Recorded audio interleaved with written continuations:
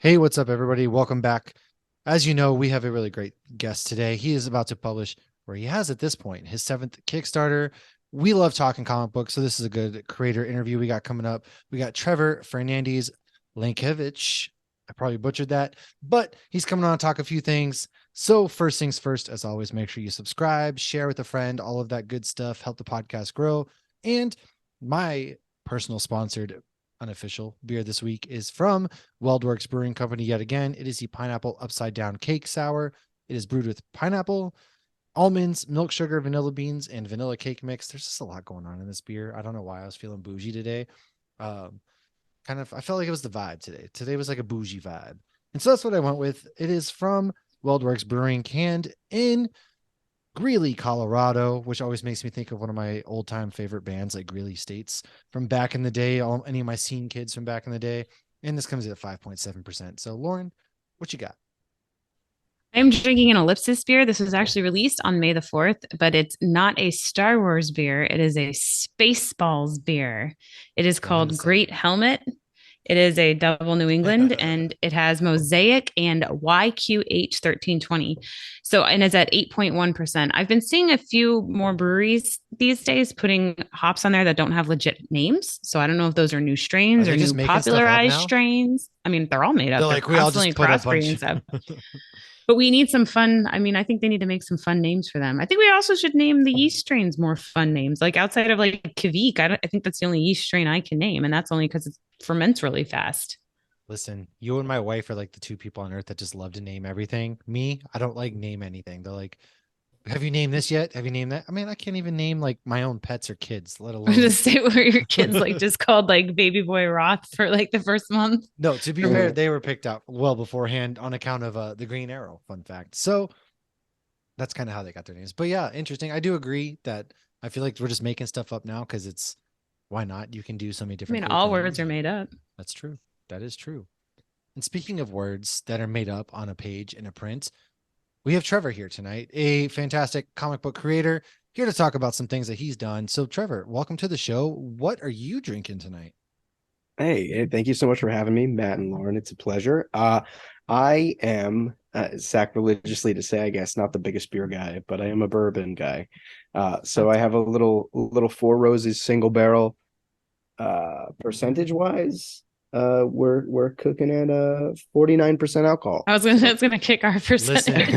I love a lot of things in this world. Bourbons are absolutely one of those things. If I'm not drinking a beer, honestly, more often than not, I'm drinking a good bourbon or something along those lines on the weekend at home. So I can get behind that what's your go-to home bottle? Oh man, my home bottle is always from this one back home. It was called Flag Hill Distillery, so I get that sent back home. But I also love like Climax, theirs, and then a good old fashioned, Jack Daniels is kind of just old fashioned, or anything that kind of is brewed and distilled here. I went to um Koenig Distillery out here. I live in Idaho, which is a big wine spot apparently.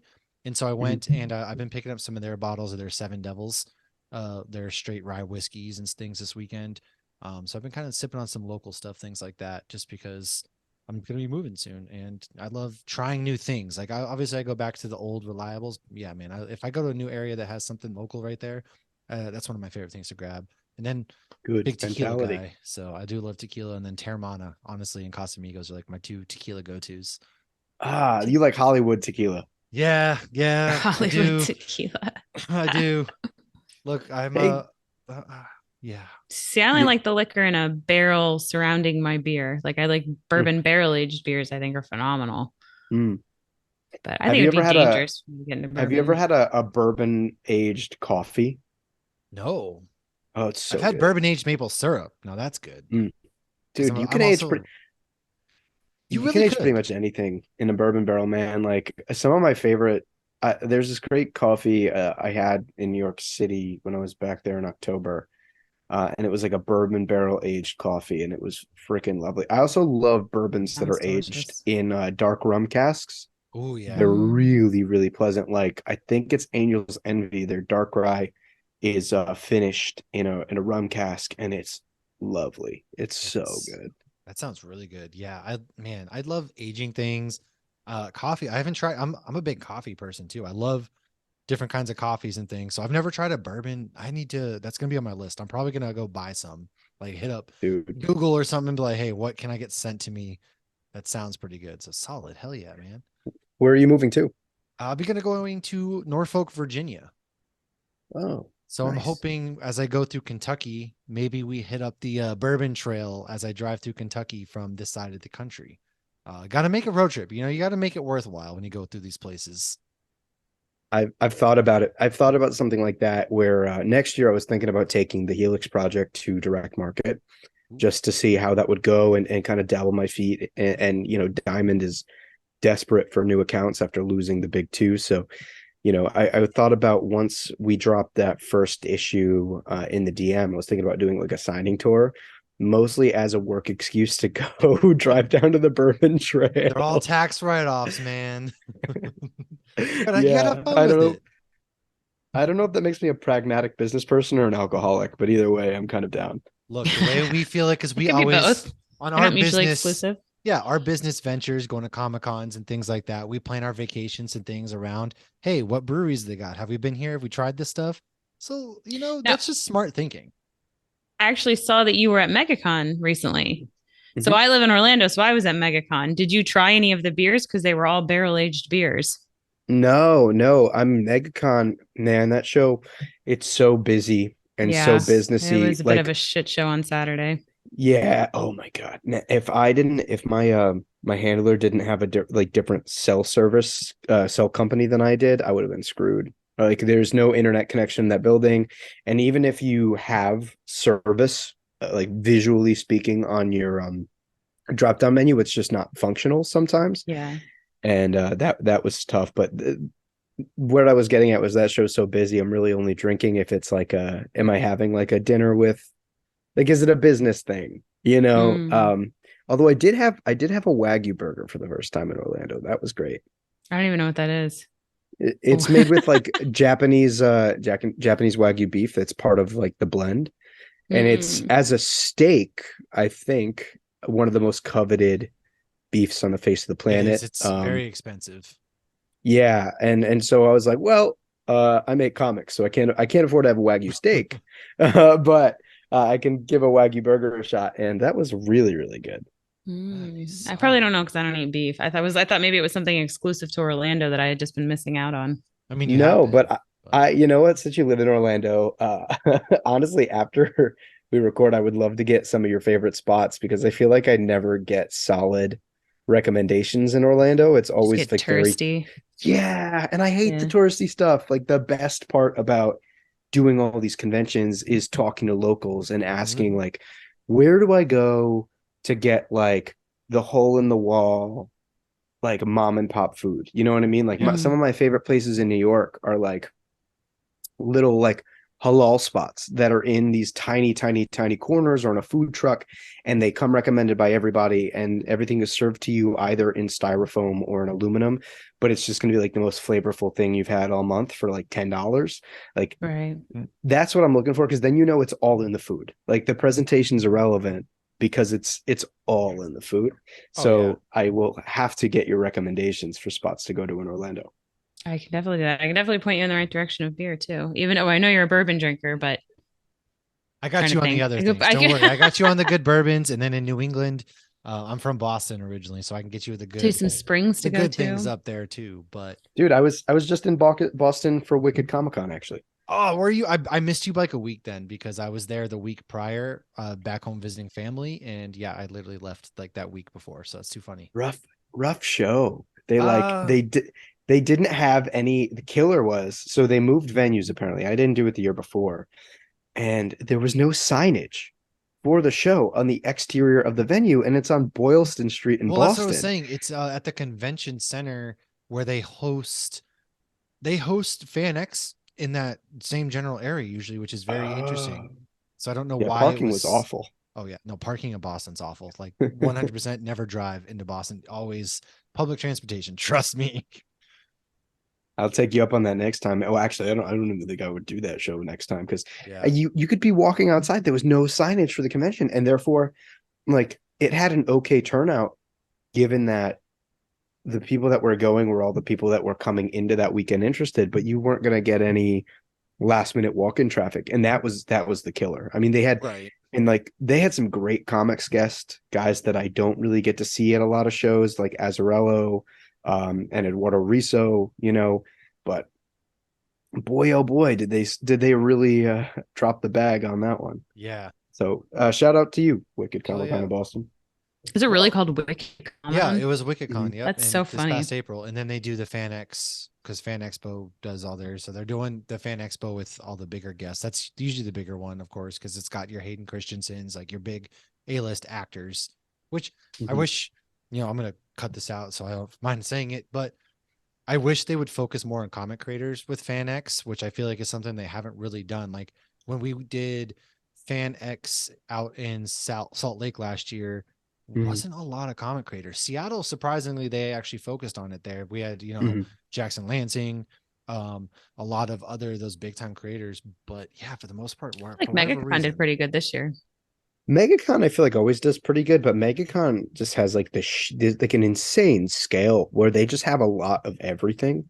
But Mhm. I definitely get the criticism. I did Fan Expo New Orleans in January, and nobody was there for comics. yeah, Like it's Mm. wild. if I didn't, I pretty much got bailed out. Like if it were just con attendees, that show would have actually been a loss. I got saved due to a couple of like retailers and like online sellers that all took interest in me and bought a lot of my books.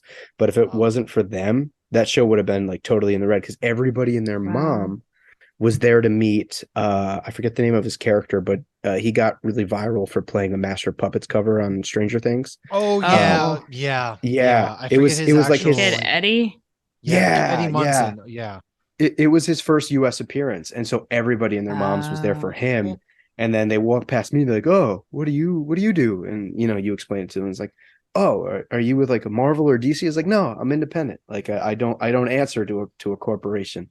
And they're like, "Oh, Cool. okay." And then they It just like walk sucks by. too because like I get like the appeal, you want to draw as many people into your convention as possible, but like don't just bring actors. Like we're kind of losing sight of this was once, a great comic convention. Like these comic cons were born from comic creators at a point. Like that's all you saw, and then actors and actresses started coming, which is great because I love meeting some of these people too.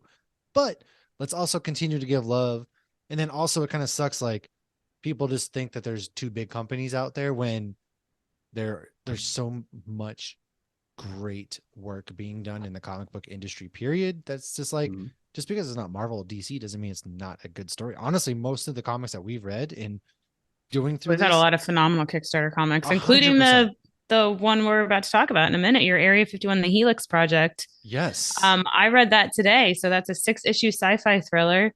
And I'm going to let you actually tell us a little bit about it beforehand. But I never know what we're going to get when we get the Kickstarter comics on here. It's like, we've had a Mhm. couple Marvel people on here that have written for DC, and you have an idea what you're going to get.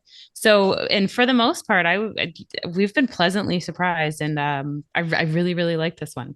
So, why don't you Oh. tell us a little bit about this one? And you said some of your inspiration was very personal. So, if you want to give us some background on that as well, and yeah, just kind of tease this sci-fi thriller.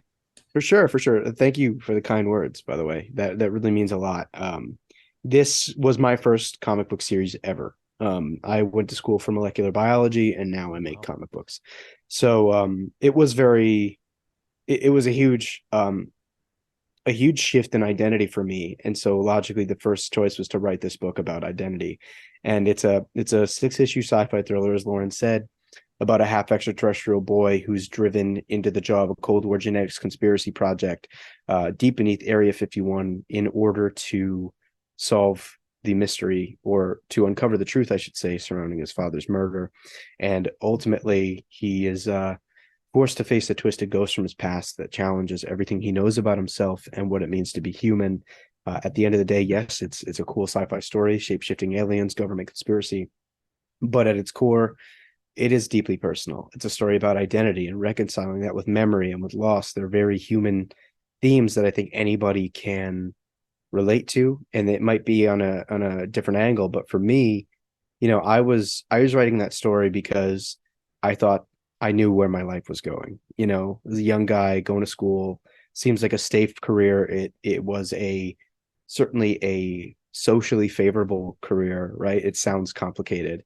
And then I end up getting invited by CB Cebulski to apply for an editorial internship sort of out of the blue. That's an interesting story. And then suddenly I'm like, oh, I can make comics. I can do the comic thing for a living. And I interviewed there in March of 2020, and it was the week that hand sanitizer and toilet paper was selling out everywhere. And lockdown happened, and that opportunity kind of went away. And several months later, I was just like, after crying about it for 6 months, I was like,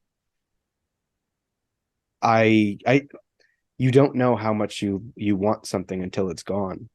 And I could not see myself going back to looking down a microscope and being condescended to by a couple of MDs at Yale. And so I don't know. I took the leap. I was just like, nobody's going to tell me that I can't do what I want to do. And we launched the first issue of the Helix Project, and that came out in January of 2021.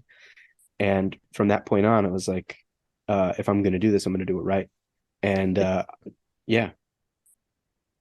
I was just going to say, so your microbiology education, though, I feel like had to have had some impact on this story, because whether you're obviously, I mean, we see it, with Cisco and the Flash and all these comic books, they take real science and they spin it to make, Flash go super fast and make his costume not combust and into flames the second he starts running. And there was some definite, whether it was fake or real or a combo of both, like you knew the words to use, that had to have been from your microbiology background, I'm assuming.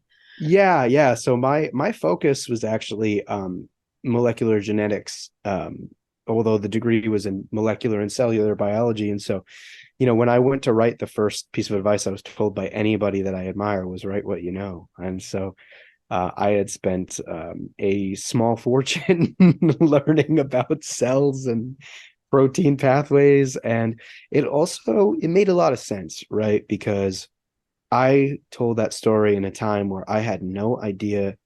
Can I swear? Is swearing a thing? I had no idea who the fuck I was. I was like a 21-year-old kid, 22-year-old kid, who thought his life was going to go one way and thought that way for a long time. And suddenly something comes up, and it's not like first of all, it's a grind, right? Like I decided to walk away from a not convenient, but pretty much a guaranteed 6-figure salary, benefits, an element of prestige to. It's a safe choice, especially in today's kind of, economy, if you will, how everything's so expensive. It's expensive to be alive, right?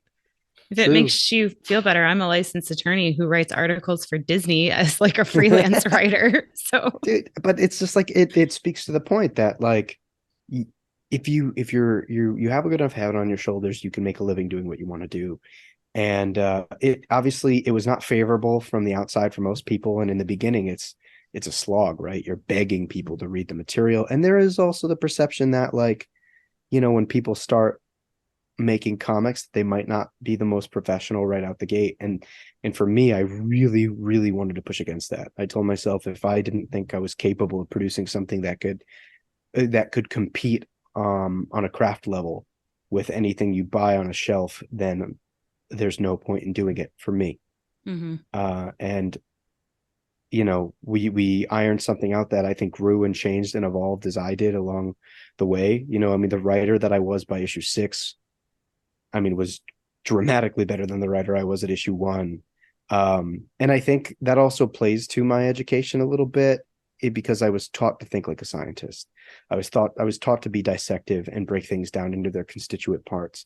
And so I always say, like, the difference between me and most other creatives are that I filter my creativity through a magnifying glass, right? Like I'm breaking things down into these pieces and figuring out how I can jigsaw them together to create something that feels more like my own and has my signature and my brand.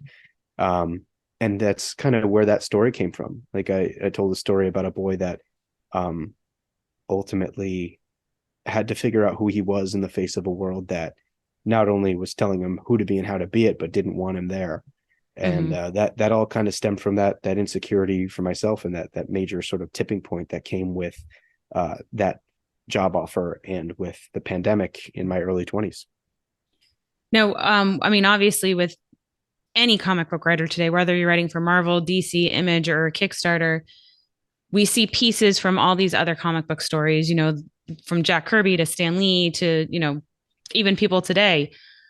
What are some of your inspirations? Because there were things I picked up multiple things in reading this. Multiple characters reminded me of other people, but were different. No, nothing was, exactly the same as what, but I saw so much just deep cuts. So what, and obviously I know Jack Kirby's an inspiration because you did quote him at in one of the comics. So who are some of your inspirations that you loved as a comic book reader before you started writing that helped you create this story? Well, I mean, the number one is always like Alan Moore, and the amount of deliberation in his work, every panel mattering, and having a different output for the reader depending on what context you read it in. I think the beautiful thing about Watchmen, in and of it just being Watchmen, is that it gets better every time because you're reading into another layer, you're accessing something that you didn't before because now you have a more basal understanding of the context that sets it up. And so that was a deliberate thing. That's what I really wanted to pull into the best of my ability is having deliberation and making sure that everything matters and that it can hopefully, I'm not the judge of this, but I'm hoping that it's something that people can read multiple times and get something new out of. So that was absolutely massive. In a broad sense, it was him. On a thematic level, I mean, I grew up watching like the Dwayne McDuffie DC animated stuff. And that bled into me eventually trying out the Milestone stuff. And although it's not, I think he's lauded for writing a lot about civil rights, and things of that nature. But ultimately, it makes me think about identity in the way that like identity of a large group of people were perceived by their environment and how they perceived their place in the world. And so while I can't write about those specific experiences because they don't apply to me, I can take the spirit of that in many ways and talk about what this character's identity meant for him. So I definitely pulled thematic inspiration from Dwayne McDuffie. Tone wise, it's hard not to pull from Brubaker and Phillips. They're considered the top of the crime food chain. Although I would argue now, in retrospect, I think I did sort of mismarket that a little bit because I think more of my crime influence actually comes from the team of Brian Azzarello and Eduardo Risso.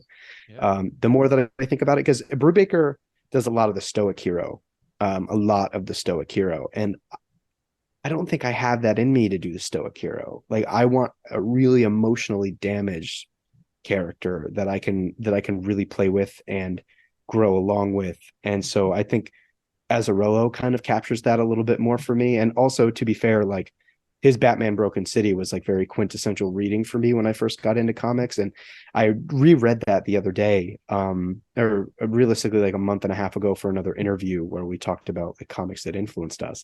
And I was like, oh, like I knew it was an influence, but I didn't realize how much, just like the moodiness and a little bit of the sort of more floral descriptive language or the sensationalism of it in a way, not in like a grand sense, but like there are moments where like he personifies Gotham through this sort of sensational poetic language. And there are ways that I realized I definitely pulled from in like the motif of this hollow echoing thunder, throughout Kent's life, so on and so forth.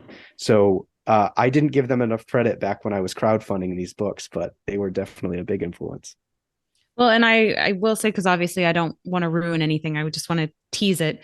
It's not black and white at all. And I think the best stories aren't. And I think more people are realizing that, The Boys is a good example. Like nobody's good, nobody's bad. They're all a little bit evil. And I loved that you really played with is innocence pure or is it naive kind of thing? So I thought that was great. You got, everybody's tortured in some way or another. And I think that reflected in all of the characters. I appreciate that. I really do appreciate that because my goal with that first book was having a tight cast that I could hopefully have the reins on. It was my first book and I wanted every character to matter and I wanted every character to have their own personality and not have it be so cut and dry. A lot of those characters too are mirrors of Kent. Like the M or Marissa is definitely like a what if. There's a moment in issue 5 where we have if you open, it's harder to see because I know you guys read it digitally, but there's a sequence of memories between these two characters, and when you open the page, it's not a spread, but they're designed to be symmetrical to one another when you open the book. And so you have this memory of Kent and his mother moving away from home after his father got shot, and then you have the memory of Marissa coming home to no mother. And so it is a lot of these characters in many ways are meant to reflect Kent and things that he fears and things that he's insecure about in many ways. And some of those characters turn it into their strength, right? Like M developed this ruthless pragmatism and agency that he didn't have. And then, you look at the Winters character and, so on and so forth. I don't want to get too far without spoiling it, but I really appreciate you saying that. Yeah, Well, no, for sure. It was fantastic. That's what I love too is, I hate when I don't always hate when things are necessarily cut and dry, because life isn't necessarily black and white. There's a lot of morally gray areas, if you will. And I think that's what, you did really great in this book, is kind of reflecting that. And to me as a reader, it kind of pulls me in even more, because you can look and see aspects of even ourselves in some of this stuff in here. Yeah, I thank you, man. I wanted this book to be relatable. It stemmed from a very personal, very specific experience, but I thought that these themes were things that people have to face every day. And people, I think the most fascinating thing about traveling, about getting to meet people at these conventions and these signings, are that, most of the time somebody is highlighting a scene or a moment that wasn't like it wasn't like the punchline for me. It wasn't the delivery, with them. right? And that to me is fascinating. Like I had the privilege of meeting a former war veteran, and a very, very big supporter of mine, and he had mentioned that there was the moment, like from issue 2 on, where he saw that like Kent had an incredible amount of potential but lacked agency, and was very much constantly put on pause because of his insecurity and who he was. And he said like he could relate to it with his post-traumatic stress disorder. And like that really, that really, really affected me moving forward, because then it made me realize like every moment, and I always tried to operate on the idea that every moment mattered, but that really hammered it home. Oh yeah. And to know that you made, with your art and what meant something to you, you made somebody else feel something. Now, before we go into your new one that's about to launch, which we just got a tease about, I do want to ask, because this was, supernatural-esque, this was sci-fi-esque. Are there any influences, or, as a geek podcast, we love all sorts of different geeky things. So outside of comic books, was there any sci-fi or supernatural that you loved growing up, even if it didn't directly influence it, but just kind of influences your creativity overall? It's hard to say, because I grew up with like 28 channels of basic cable, and like as a child was not much of like a movie or TV show guy. In college, certainly like one of my best friends is an absolute film junkie, and so he changed that.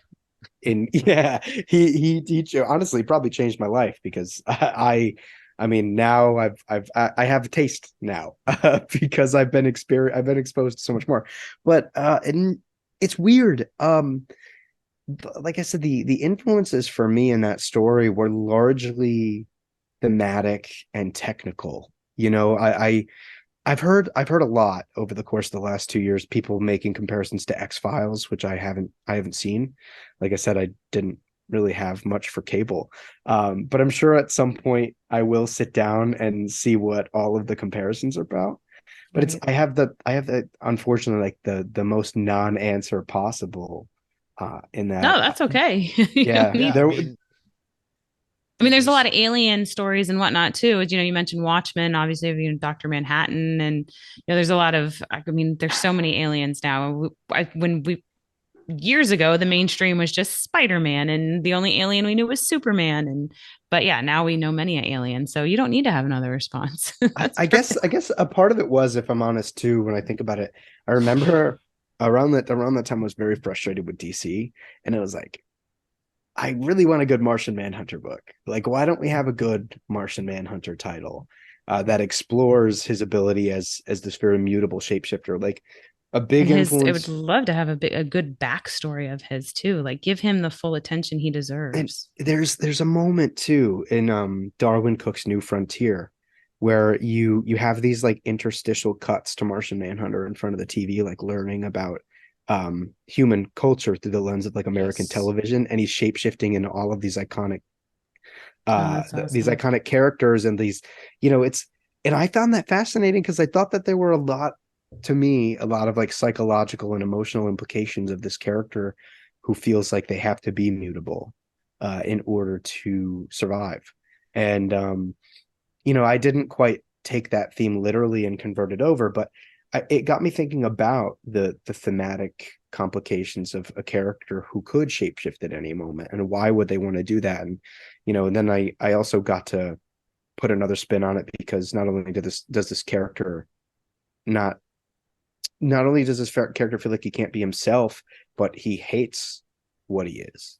He finds it monstrous. Like, you look at one of the covers for issue 2 with like the puzzle pieces and the alien, the ravenous alien, like that was his reflection of himself. That was how he thought about his heritage, because despite him hating the people that persecuted his father because he was an extraterrestrial, he also saw the extraterrestrial heritage as the thing that got his father killed. So it's just this very Mhm. complicated relationship that he has with himself. And I guess in a way, some of that did come from like the fact that I was like, man, give John Jones a good book. Yes, I agree. Do a movie on him. Come on, James Gunn. Let's do this. Yeah, and Um, I'll write it, Jimmy. So Perfect. You mentioned the art. How was that working with the artist? Because I always imagine that's going to be a little bit more difficult for a Kickstarter to go back and forth. Did you feel your ideas? Because the art's phenomenal, especially when you go into a little bit of the memories. You got that black and white with the splatter of red. So was the artist coming back and you were like, yes, that's it, or was there a lot of back and forth? um there was a back and forth, but it's because I I keep my hands in all the cookie jars, for better for worse. And I think very visually, like I don't know if you got a chance when you got through issue 6 to read like some of the script that was in that behind the scenes feature, but I do a lot of visual directing in the scripts. And I usually go into scenes with an understanding of how I want to frame it visually speaking. And so, yeah, there was a lot of that. There was a lot of like being turned in roughs and having notes and just trying to fine tune it. But to that degree, I was also never really like a control freak about it, or I try not to be. My thing is always my notes at the top of the script, because I write to every member of the team at the top of the script, is like, best idea wins. Like, if I have something that doesn't work, do something else and tell me why it doesn't work. And sometimes you're going to be right, and sometimes I'm going to be right. Like, Mhm. speaking about the first issue, that double page spread, which is arguably the climax in the memory, right? You see how Kent had lost his father. Um, the artist really did not want to do silhouettes on the figures of Roswell and the officer. And I was like, no, we're doing this. So like, I was like, I can't imagine this scene without this stark contrast of these figures, Mhm. and like that bright rim lighting around their form, as just like it pauses time. It's going to Mhm. force somebody to sit and chew on that moment. And then you also have, the one, like you said, there's one color in that grayscale panel, and it's to me, it just creates this very striking, dramatic moment. And he didn't want to do it, so that was one of the moments where I had to put my foot down. But there are other moments where, like in issue 6, there's a double page spread where there's like a surprising piece of action, and I had a very specific direction for that page. It's like we're shooting it from a distance at the ground level, tilted up, and Sam, the brilliant artist and storyteller that he is, the first rough that he sends me is this like it's still a full shot, but it's much tighter because you're shooting it from above, right? So you don't have to have as much in the way of like vertical wasted space. It's super tight, and it's just very intimate, and it forces somebody to confront the violence and the cruelty of the moment. And like that was way better than anything I could have written in the script in terms of the way he was visually directing that story. So it's sort of osmotic. I don't know if I properly answered your question. No, I think you did. I No, think that you makes a actually lot of answered it sense. way Actually, more it's pretty than in most. depth. Yeah. That's one of our standard comic book interviewer questions. And yeah, that was the best answer I've gotten. Well, usually I get like, oh, yeah, it was great. Or, well, and then that's about it. So, Yeah, I mean, um, I was fortunate that we found Sam because I did have an artist who did the first four, and Marcelo collaborating with him was a very unique experience, and I learned a lot from it. And I didn't, over the course of the four issues, I didn't think there was as much mutual growth in mhm. the relationship or in the storytelling. And so when I linked up with Sam and Sam did those last two issues, I think him and I really clicked, and uh, both of us on a creative level just kind of exploded. Like I cite issue 5 as the moment where I feel like I became a good comic book writer. Because even though like the story didn't change, the way we could deliver that story changed, and Right. that 100% influences the finished product in a big way. Mhm. And even further, and we'll get into it later, the story that Sam and I are doing, which you guys got a preview to in the Minutes to Midnight collection, is something where we take that to a whole nother level and just get experimental. Like I think I'm entering like my vertigo phase of creating, so I'm just gonna go nuts. Nice. I love Yeah, that. because I just always wonder, like, obviously you have these pictures in your head. So how do you get that on paper when you personally are not you don't not the illustrator? So speaking of that, let's go into the next one. But before, if somebody wanted to read Area 51, the Helix Project today, where can they go and grab that? So you could go to my website, which is darkknightnation.com/shop. If you find me on any socials at Pocket Watch Press, there will always be a link tree that will then give you the option to go to my shop. However, by the time you might be watching this, we may or may not have launched the Kickstarter to my next project, Minutes to Midnight, in which, if you so choose, you will be able to catch up and snag all of the Helix project through that campaign, which I would recommend doing, because then you get on the ground floor of my next project and support in the most direct way possible, and also have access to way more perks than I would be able to give you if you were to just buy something on my website. So, yeah. Nice. So yes, Minutes to Midnight, the hour between life and death. So tell us a little bit about this one that's about to launch. Yeah, so I'm incredibly excited. It's a 64-page collection of graphic short stories, all ranging in genre and in content, and even in the volume, right? Like so Reflections and Other Little Devils, which you guys got a little 7-page preview to, that's a 22-page story. Like that could have been a single issue on its own. It started as a 10-page story, but look where we are now. Anywho, I had always sort of toyed with the idea of doing a collection that has something to do with my little publishing label, Pocket Watch Press. And so I thought about the implications of time and how I could relate theme to time. And so, of course, my first installment in this sort of annual series was Midnight. The death of the old day, the beginning of a new one. It can either be, it's like it's in limbo. And the thing that I thought about most was perspective, in a broad sense, right? Like you can either go into a new day holding grudges and holding on to negativity and sour emotions, or you can go into it clear-headed. Like Midnight and that late, you're either provided with late night clarity, or that's when you text your really toxic ex-partner and ruin the next 6 months of your life, right? Like there is no in between. And so I really wanted to play around with that. And also as a younger creator, I really, really wanted to hedge against the idea of being typecast. I love the Helix Project. I love sci-fi. I love what I did, but I don't want to be the sci-fi guy. I don't want to be the alien guy. I don't want to be the conspiracy guy. I want to be the guy that can be looked at to tell a really great emotional and personal story. And so part of the impetus behind Minutes to Midnight was wanting to tell different types of stories, flex creative muscles that I feel like I was building over the course of the Helix project, and also just work with a bunch of really talented people, because as much as this is a creative process, it's also a huge lesson in how people collaborate, how they think, how they process sort of creative direction, and how I'm able to learn and become better as a collaborator. And so yeah, we have 4 stories in this collection, ranging from little 6-pagers to 22 pages. So I really wanted to take the opportunity to let these stories breathe and be as long or as short as I felt they needed to be in order to be the best version of themselves. And so here we are, telling stories that all are somewhat related to this idea of perspective.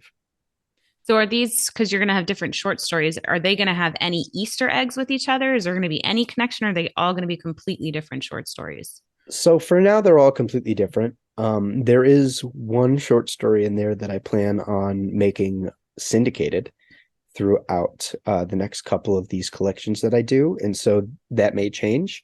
But for now, they're all pretty separate. I really wanted to focus on the individual storytelling. I think sometimes when creatives get caught up in building out connective tissue between stories, they forget about the stories themselves. And at the end of the day, I wanted to create 4 really tight stories that showed off my ability, or I should say the abilities that I've gained over the course of the Helix project, my collaborators' abilities, and my versatility as a creative force and a creative voice in the industry. So yeah, that may change, but for now, I didn't want to bite off more than I could chew by feeling like I needed to create a universe.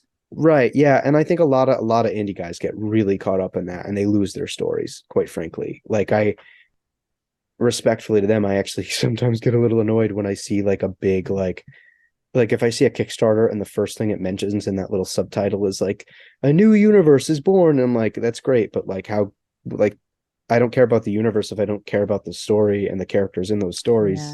Yeah. And so I'm the opposite of that. I mean, and it really comes through in the last story in this collection, that it's for me, it's about the personal implications and the ways that I can kind of connect to a reader on a very personal level. Well, and just reading those few pages you sent us, where that there really wasn't, like you said, it was a teaser, but I want to know what the hell Rosa did to him. I was like, this guy's got some PTSD. He is done with people's bullshit, and Rosa did something to him. Yeah. So it was a nice little tease. I'm so hyped for everybody to read that story.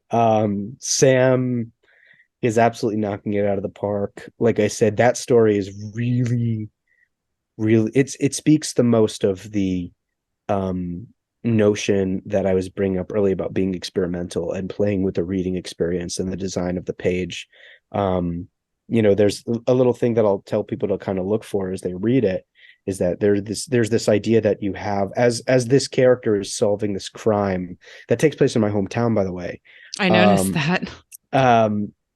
As he's kind of solving this crime that's been unfolding over the course of 20 years, memories of the rise and fall of his marriage are sort of juxtaposed throughout, and those memories are all reflected in artifacts of tragedy, and so we really get into the way we frame the story on a visual level, and using that not only as a tonal device but as a thematic element, right? Like, what happens if this marriage is only framed in artifacts of tragedy?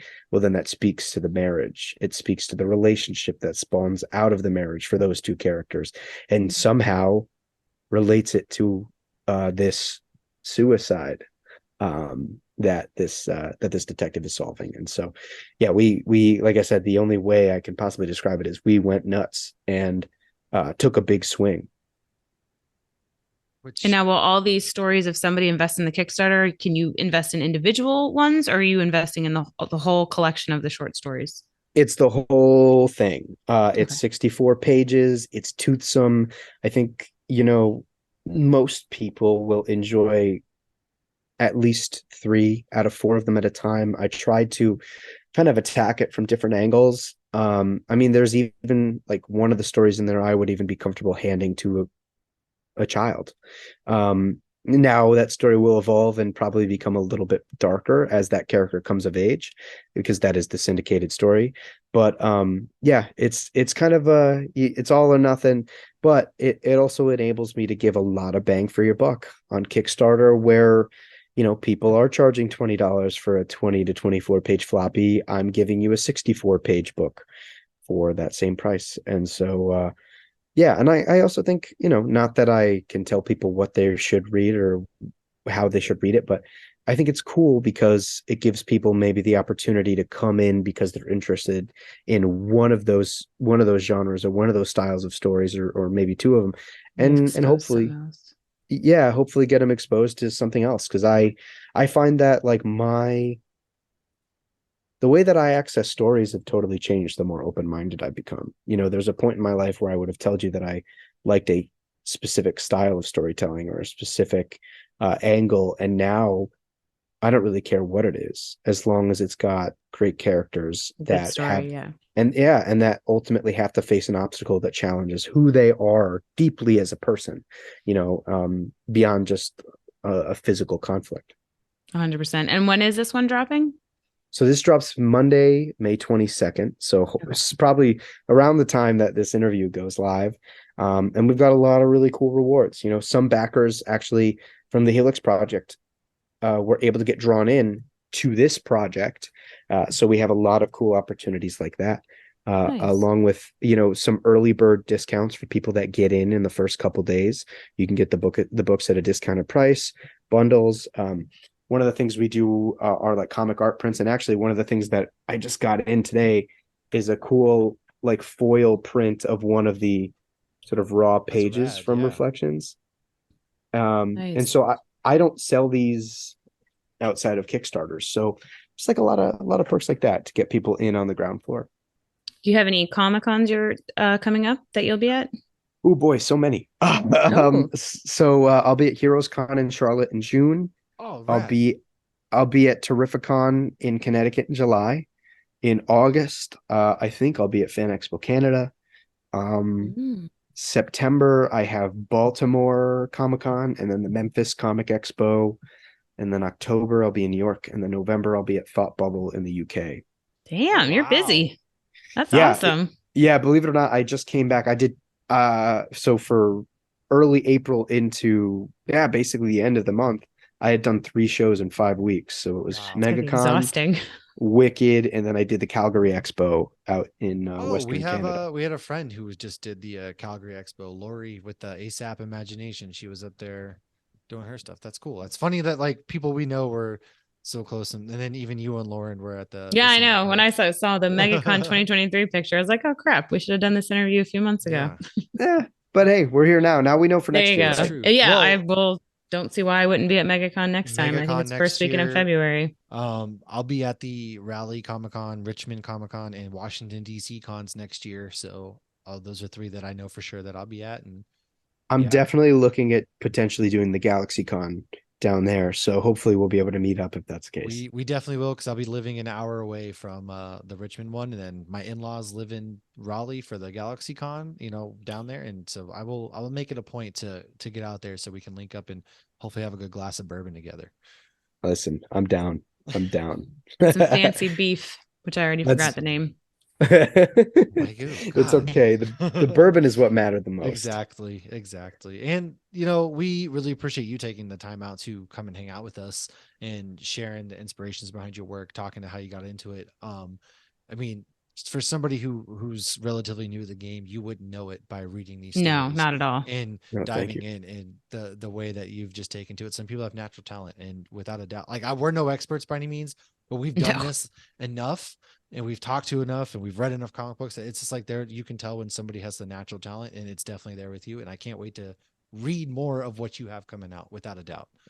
Oh, thank you. No, it means the world. It's like I'd never take those types of compliments for granted, because it's just like a year and some change ago, it's like begging people to read Yeah. this stuff. And And 3 years ago, your life was completely different. So I mean, 3 years ago, I wasn't doing any of this. It's so I'm deeply, deeply grateful to hear that. And it's what I shoot for every go around, man. Like I I have the philosophy that in order to keep a strong mind and a strong ethic, you need to keep lofty goals. And I always say, like, I want to be one of the best in the world at what I do. And it's not hyperbole. It's not it's not like the hyper masculine sort of competitive element. It is like, to me, I love what I do. I believe in what I'm capable of if I stay hungry. And I want to be remembered 20 years from now as a guy that might have defined a generation of comic book writers. And that is a huge goal. There are very few people who have done that, but it's the notion that, at the end of the day, I want to tell stories that connect and relate to people on a deeply personal level, despite, playing around with the grandeur of genre. I think genre is a tool to be more personal and to amplify, those elements. And so just to speak on what you were saying is like, it means a lot when I can hear that something I made connects with somebody else, probably on a different level than it connected with me when I made it. And so thank you for saying that. But I mean, yeah, we all go into anything with everything we've experienced. And so we're thinking about all of those things whenever, we read anything, whether it's for entertainment or anything else. So yeah, you're going to it's a really cool thing if you think about it. Like everybody reads the same thing and that we all took something away from it differently. But yeah, you hit so many things too. So I could see how it could be more fun going back and read. I mean, with all of these things, if you have any kind of foreshadowing or anything, it's always so much fun and you get so much more out of it the second time you watch something or read something. I mean, Guardians of the Galaxy is a great example right now. It's like everyone wants to go back and watch, and you didn't pick up all these things about, Rocket's PTSD. And now you're like, oh shit, that comment was way more important than we realized. So whether it's an indie comic or an MCU movie, if you loved it, read it again. And speaking of Easter eggs, I didn't think about it. There's actually an Easter egg in issue 4 of Alexa just told me that's not nice. I don't know what I did. The AI has taken over. No, I was saying there's a really cool little Easter egg in issue 4 of the Helix Project that announces the title of my next series, actually. And so that's pretty exciting. So that's something I guess people can look for in the way of Easter eggs. Nothing super Easter eggy in Minutes to Midnight, but Pixar does that though. Like you see, like, what was it? Nemo was in Monsters Inc. And like, so they'll put Easter eggs for their future movies sometimes. I gotta get like them, man. That's marketing to a whole nother level. It is. So Trevor, go ahead. No, I was just gonna say thank you guys for like the thoughtful conversation, and thank you for reading my stories. Of course, man. Thanks for sharing with us. Thanks for hitting us up. Let everybody know one more time where they can find you specifically and all your good works. Thank you. So you can find me on pretty much any social, Pocket Watch Press, or because Twitter has limitations, it's P Watch Press. Those are all me. I run all of those accounts. And definitely check out the Kickstarter, The Minutes to Midnight, The Hour Between Life and Death. It is, the most ambitious thing I've ever done. I think personally, I think Reflections and Other Little Devils, which is the sort of premiere story in that, is the best thing I've ever written. I think it's my relationship with the artist who took over the end of the Helix Project operating on an entirely different level, because it's something that we were able to build together, whereas as grateful as I am, he came in toward the end of that story. We were able to do something now that has both of our artistic signatures very, very deeply involved. But I think anybody that wants digestibility, stories that have a definitive beginning, middle, and end, that are good on their own, I think this is great in a world where I think the comic book industry kind of demands all this crossover ability, which it can sometimes hurt the individual stories themselves. So I think if somebody's just looking for good, thoughtful, experimental storytelling, that's something you can find. Plus, I'm working with some of the best young talent in the comic book industry, from all around the world. I mean, you have talent on this book from the US, from Nigeria, from Mexico, Singapore, the UK, Brazil, for Montreal, like, and Right. so you're getting storytelling perspectives and storytelling. So what I'm looking for, not ethics, but like the way they process, the way they tell stories. You're getting that on a global level, which I think really, really enriches the stories individually. Yeah, Right on. definitely. Which Well, yeah, you can find the link to that in the link tree of all the socials as well. But you look up Minutes it to will Midnight, the hour between life and death. Yeah, they'll be in the link for this episode as well. And again, thanks for hanging out, chatting with us. For everybody out there, make sure to not only follow Trevor, but as always, follow what we do if this is your first time stumbling upon this Hops Geek News, any podcasting platform, any social media. Support really great comic creators, help get the works out there. There's always a million different stories, a million different things, but find the ones that resonate with you. Support them, whether it's at the comic shop, whether it's at the Kickstarter, doesn't matter. Support them any way you can. So that way we can get continuous great art and stories and let people do what they Don't let love. AI write your comics. Yes. or Yes. draw them. Absolutely. Oh God. Oh my Absolutely that gosh. too. Ugh. Absolutely that. So thanks for hanging out with us. We will catch you all next week. Trevor, one last time. Thanks, man. It was a pleasure to be here, guys. Thank you so much. We'll see you guys next week. Cheers.